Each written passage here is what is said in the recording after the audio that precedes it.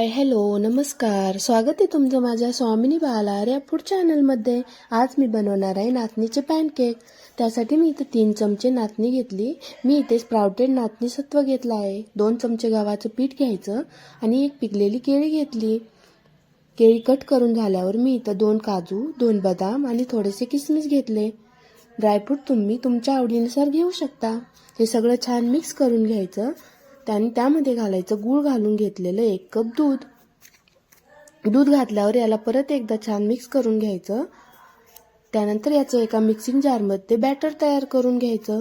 Batter फार पातळही नाही करायचं आणि फार घट्टही नको. नाचणीमध्ये फायबर, कॅल्शियम आणि आयर्न भरपूर असतो. सो लहान मुलांपासून तर वृद्धांपर्यंत सगळ्यांसाठी उपयुक्त आहे. सकाळच्या नाश्त्यासाठी, मुलांना टिफिनला देण्यासाठी अगदी योग्य आहे. तवा मध्यम आचेवर गरम करून त्यावर थोडं तूप घालून त्याला पसरवत राहायचं.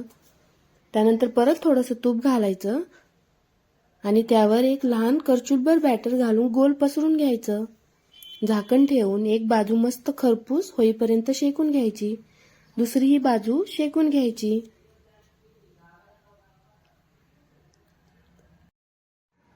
गरम गरम पॅनकेकवर मध घालून सर्व करायचं.